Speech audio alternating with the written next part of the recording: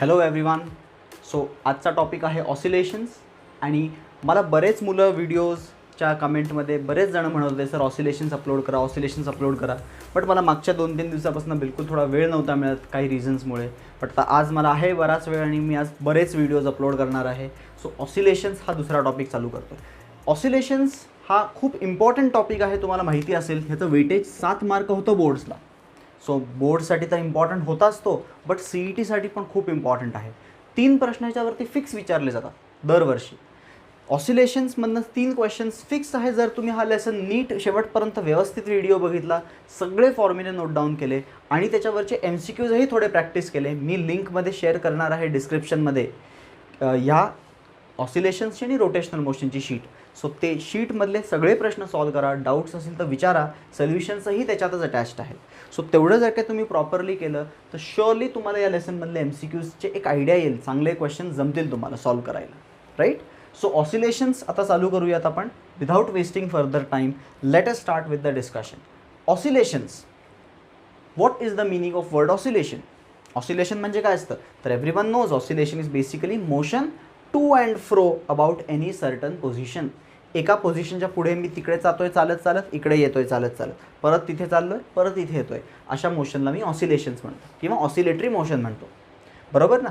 तर oscillatory motion खूप वेगवेगळ्या टाईपचे असतात आणि ऑसिलेटरी मोशनमधला एक स्पेशल टाईप जो सगळ्यात सोपा आहे त्याला म्हणतात simple harmonic motion. So oscillatory motion जर काही खूप सारे असतील त्याच्यातला एक सिम्पलेस्ट फॉर्म असतो simple harmonic motion. So oscillation मधला सिम्पल फॉर्म काय आहे? Simple harmonic motion. म्हणजे जर काय मी तुम्हाला विचारलं की all oscillations are simple harmonic, true आहे का हे?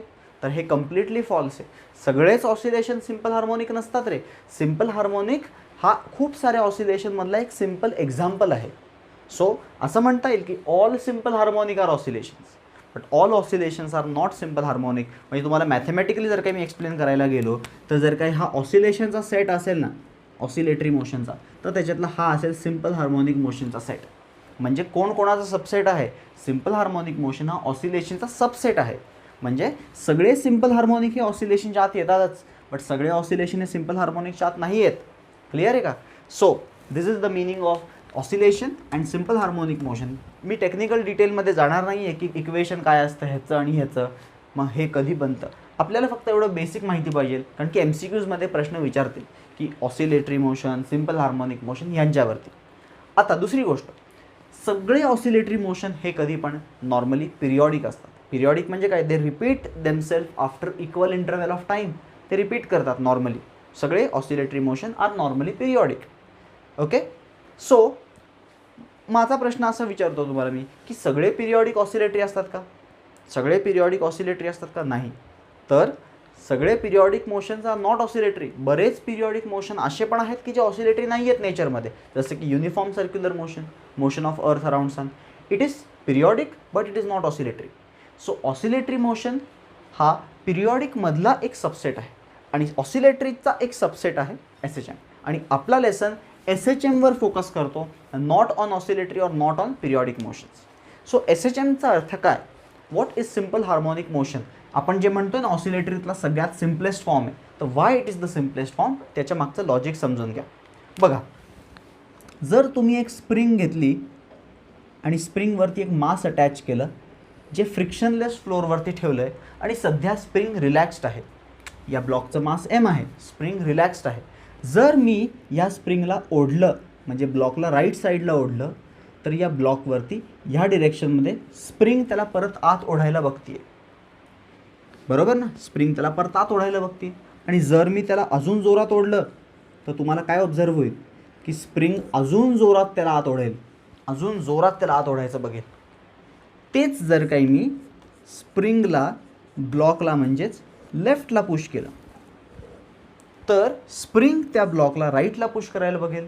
आणि जर मी त्याला खूपच जास्त लेफ्टला पुश केलं तरी स्प्रिंग त्याला खूप जास्त राईटला पुश करायला बघेल. करेक्ट. सो या प्रकारच्या फोर्सला, ज्याच्यामध्ये ब्लॉकला परत आत ओढण्यात येतं आहे, याला म्हणतो आहे आपण रिस्टोरिंग फोर्स. हे तर आपण इलॅस्टिसिटीमध्ये बघितलं आहे.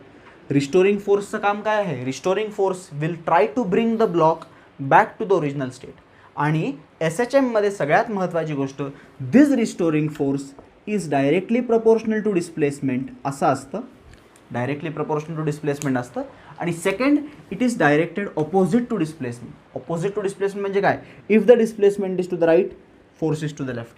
If the displacement is to the left, force is to the right. So this is the very important term for S H M. मग ऑसिलेशनसाठी नसतं का हे? नाही, ऑसिलेशनसाठी हे रेस टू काहीतरी वेगळी पॉवर असते, 3, 5, 7 अशी प्रपोर्शनल असते. ज्यावेळेस तो सिम्पलेस्ट असेल ना, पॉवर 1ला प्रपोर्शनल असेल, that will be the simplest form of oscillation. We call that motion as simple harmonic motion.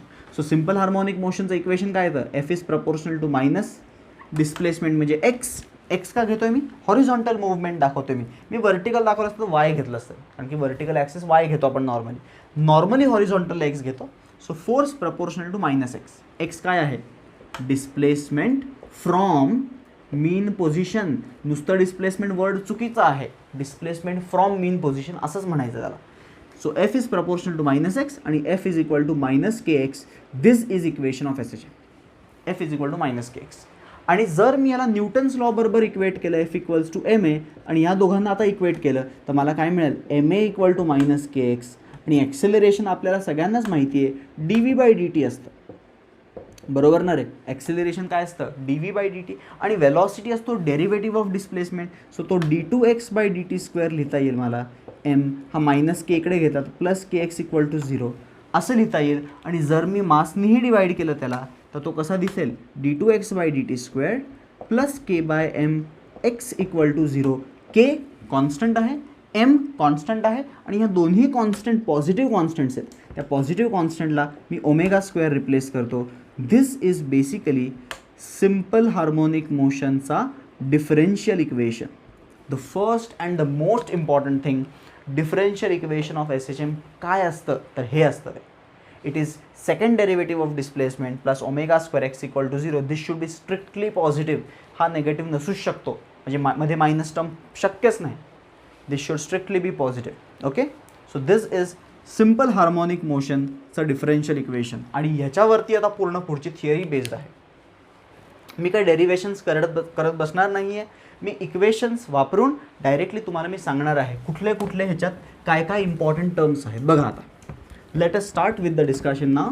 Since आपण डिफरन्शियल इक्वेशन डिराईव्ह केलं आहे आता, तर बघा ह्याच्यावरून आपल्याला मिळतं की ॲक्सिलरेशन, वेलॉसिटी आणि डिस्प्लेसमेंटचा फॉर्म्युला.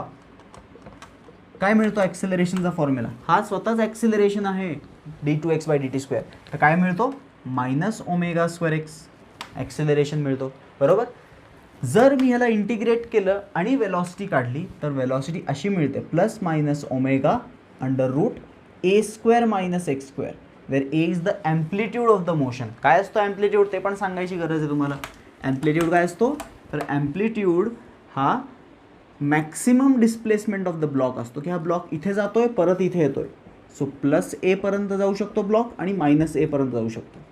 तुम्हाला वाटत असेल की ब्लॉक प्लस ए मायनस ए करत करत थांबणार आहे.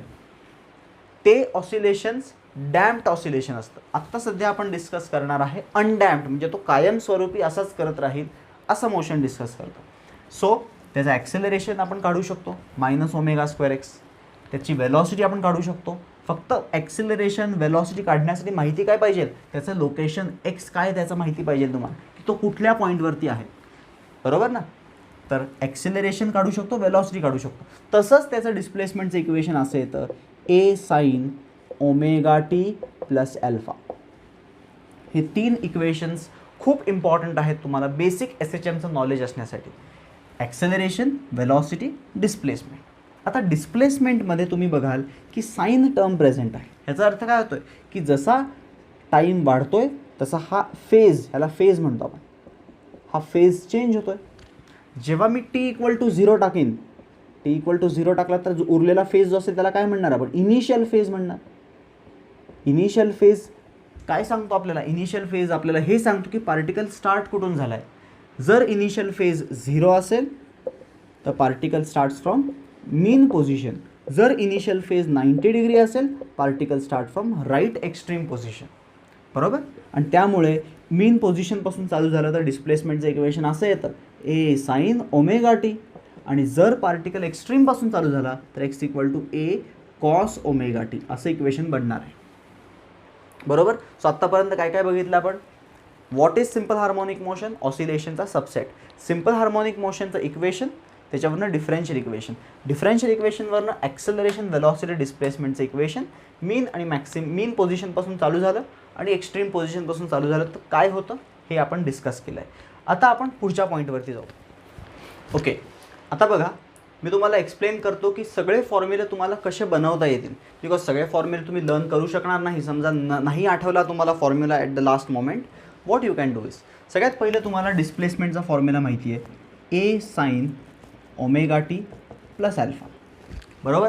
हा फॉर्म्युला डिस्प्लेसमेंटचा माहिती पाहिजे तुम्हाला. You have to learn it. Okay.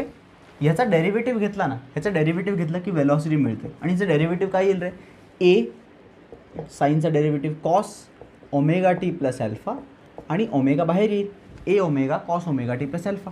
But वेलॉसिटीचा आपण अजून एक फॉर्म्युला लर्न केला, आठवत आहे. What is that formula, plus minus omega under root A square minus X square. So आता वेलॉसिटीचे दोन फॉर्म्युले झाले, एक टाईम डिपेंडेंट झाला, एक डिस्प्लेसमेंट डिपेंडेंट झाला.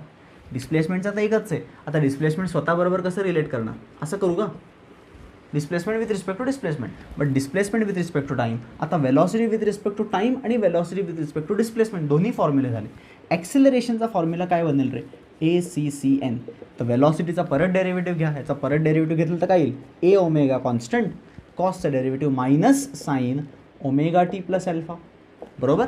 आणि आपण ह्याचा अजून एक फॉर्म्युला काय बघितला आहे, एक मिनटं, काय हा ओमेगा बाहेर आला की ओमेगा स्क्वेअर होणार. बरोबर ना. A omega constant sine omega T plus alpha, टीचा कोइफिशियंट बाहेर. So this can also be written as minus omega square X. So आपण हे तीन फॉर्म्युले बनवले, displacement, velocity with respect to displacement and time, acceleration with respect to displacement and time. तुम्हाला काय विचारू शकतात हे, तर तुम्हाला माहिती पाहिजे जेवढे साइन कॉसवाले आहेत ना, साइन कॉसवाले हे सगळे ग्राफ सायन्यूसॉइडल आहे. स्पेलिंग जाऊ द्या, but all the graphs are sinusoidal, म्हणजे हे सगळे साईन वेव्स किंवा कोसाईन वेव्सवाले ग्राफ्स आहेत हे सगळे. बट वेलॉसिटीचा डिस्प्लेसमेंट बरोबरचा ग्राफ कसा आहे किंवा ॲक्सेलरेशनचा डिस्प्लेसमेंट बरोबरचा ग्राफ कसा आहे, तर ॲक्सेलरेशनचा मायनस ओमेगा स्क्वेअर एक्स आहे ना. सो तो ग्राफ कसा येईल, समजा मी ॲक्सेलरेशन इथे प्लॉट केलं आणि डिस्प्लेसमेंट इथे प्लॉट केलं, तर वाय ॲक्सिसवरती ॲक्सेलरेशन, एक्स ॲक्सिसवरती डिस्प्लेसमेंट आणि negative slope Y is equal to minus M X. तो ग्राफ असा येतो, लक्षात ठेवा. पासिंग थ्रू ओरिजिनमधनं पास होतो आणि असा ग्राफ येतो ॲक्सेलरेशन वर्सेस डिस्प्लेसमेंटचा. हां, मग वेलॉसिटी वर्सेस डिस्प्लेसमेंटचा कसा येईल, तर वेलॉसिटीचा डिस्प्लेसमेंट बरोबरचा ग्राफ कसा येणार ह्याच्यावरती बघा कसा सॉल्व करता येईल मला.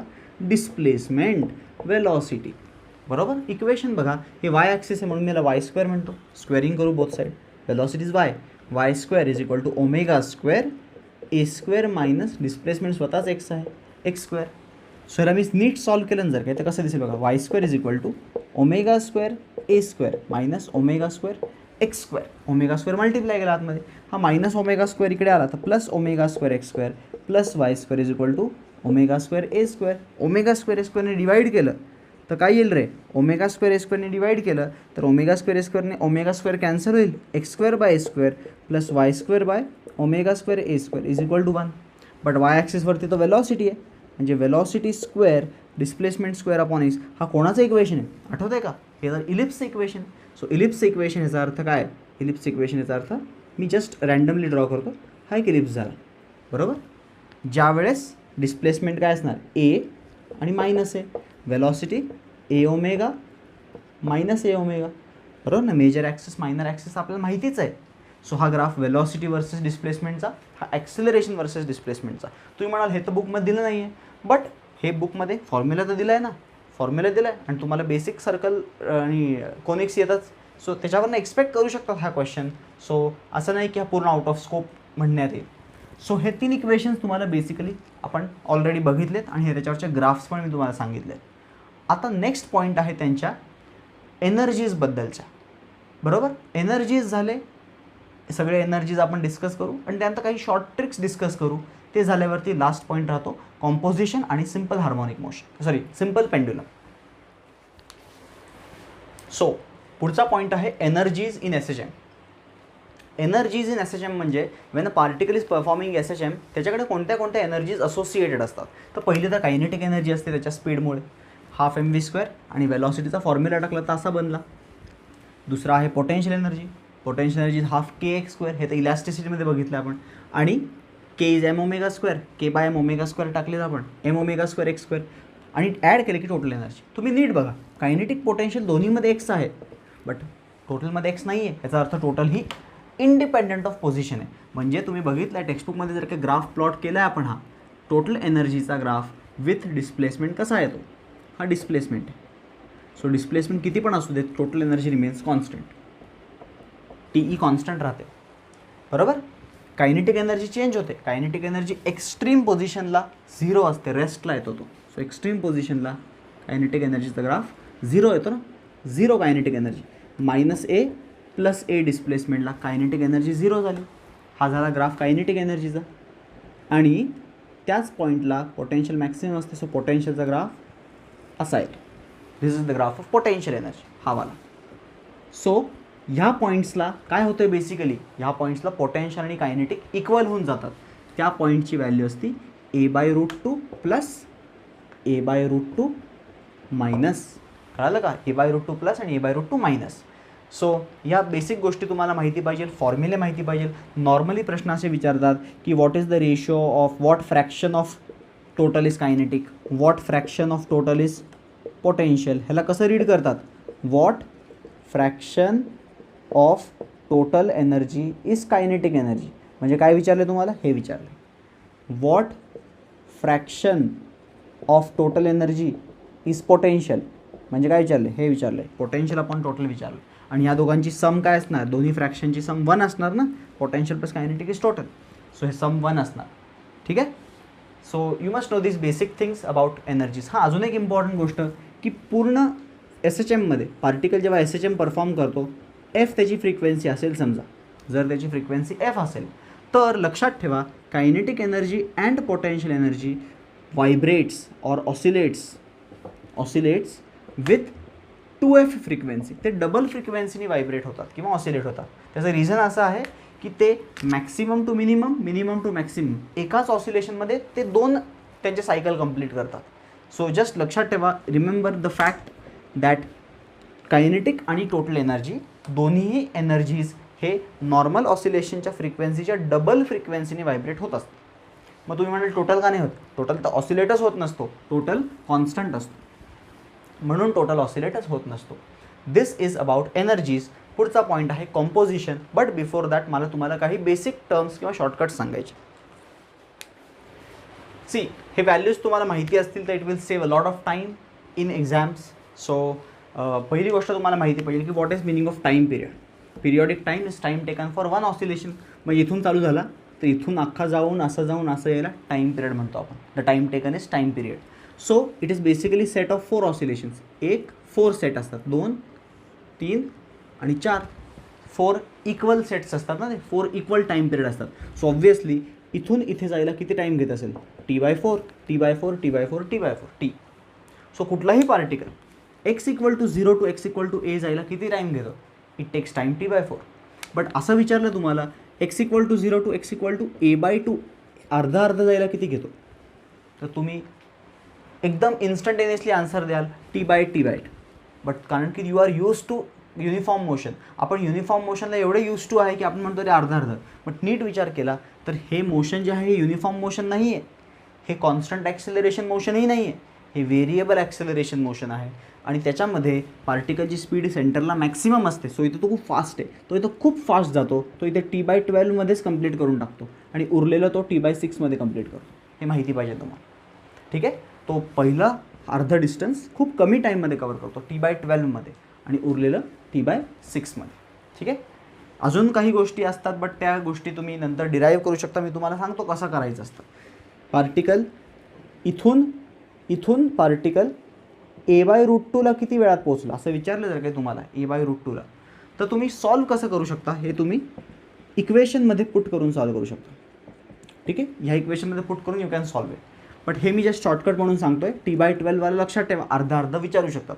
बट जर विचारून काही वेगळं विचारलं उद्या जाऊन की a/√2ला किती टाईम घेतोय, तर how I will solve it बघा. मेथड बघा कशी सॉल्व करायची आहे. तर हे कॅन्सल झालं. a/√1/√2 कधी असतो 45 डिग्री म्हणजे π/4 omega T should be omega is 2π/t. Pi गेला 2 खाली गेला सो टी वरती जाईल t/8 इथून इथे जायला t/8 टाईम घेतो. करेक्ट. सो जर तुम्हाला विचारलं की पार्टिकल 0 पासून इथे पोचला आहे तर किती टाईम लागेल तेवढ्या जर्नीसाठी, you can use this formula. But जर ती जर्नी आपल्याला स्टँडर्ड असेल की a/2 विचारलं किंवा a विचारलं तर तुम्हाला माहिती पाहिजे standard answers. Okay. 0 to a t/4 but 0 to a/2 t/12 आणि a/2 to a t/6. This is how you can solve the questions on time period very quickly. आता दोनच पॉईंट राहिले आहेत. एक आहे कॉम्पोजिशन ऑफ SHMs आणि दुसरा आहे सिम्पल पेंड्युलम.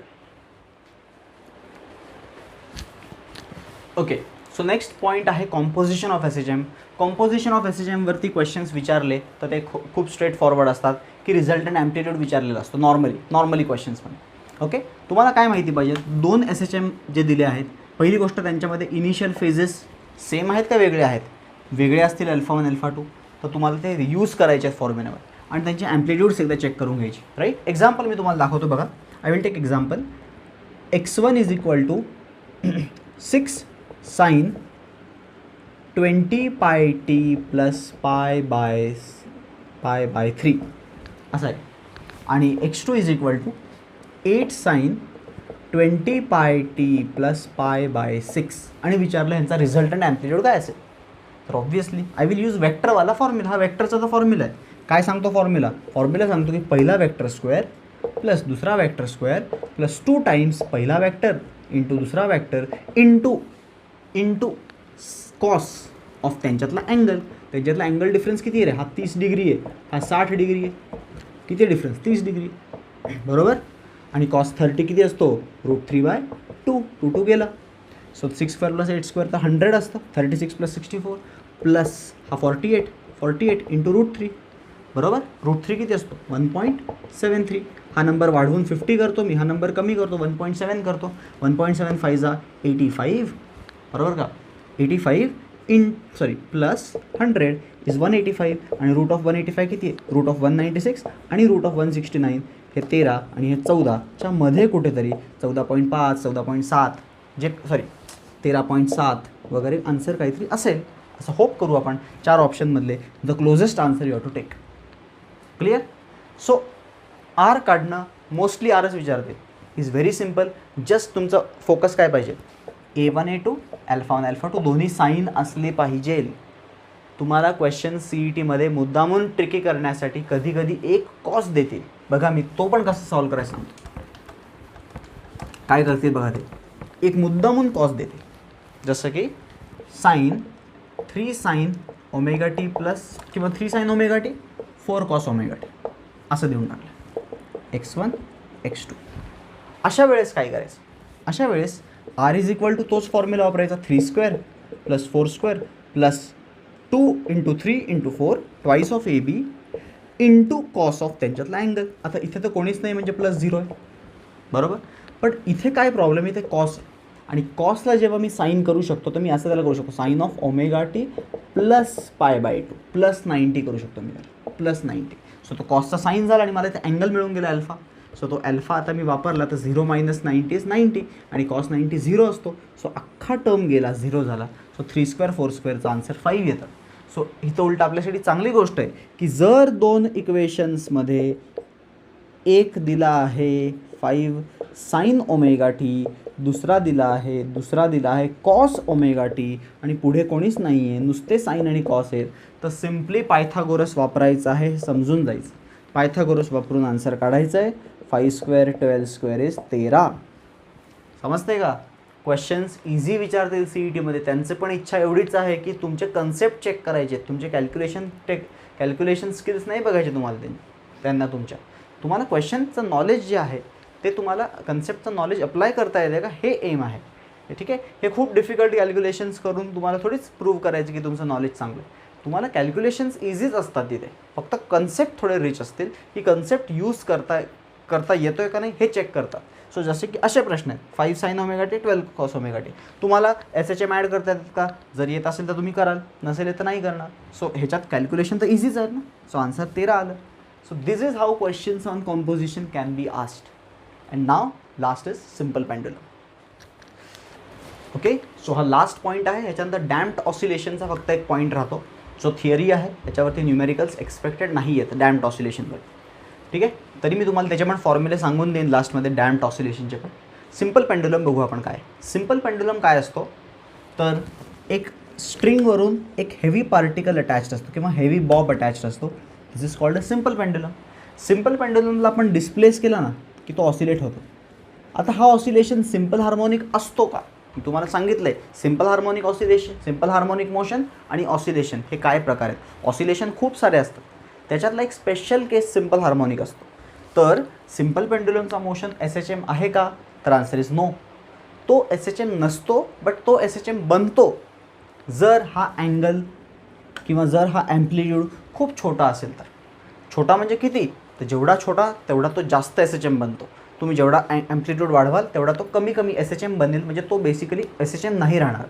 सो तरी आपण रफली म्हटलं ना तर एक 7 डिग्री किंवा 6 डिग्रीपर्यंत आपण असं म्हणू शकतो की फाईन चला SHMच आहे तो. का असं म्हणू शकतो? कारण की 6 डिग्रीपर्यंत आपण असं म्हणू शकतो की ह्याचं जे वेट आहे mg, त्याचा जो रिस्टोरिंग फोर्सचा कॉम्पोनंट mg साइन थिटा आहे.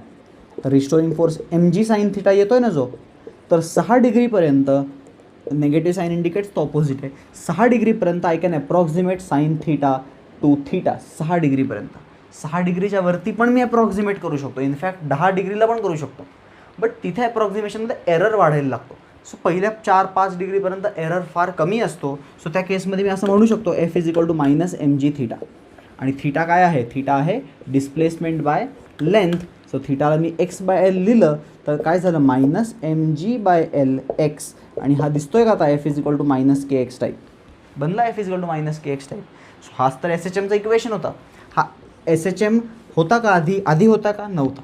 हा SHM झाला का? कसं झाला? तर अज्युम करून झाला की थिटा स्मॉल आहे.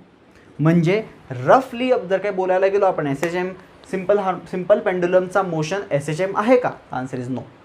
It becomes SHM for very small oscillations about 6 degree. मी सांगतोय 6 डिग्रीपर्यंत यू कॅन अज्युम की इट इज अ SHM.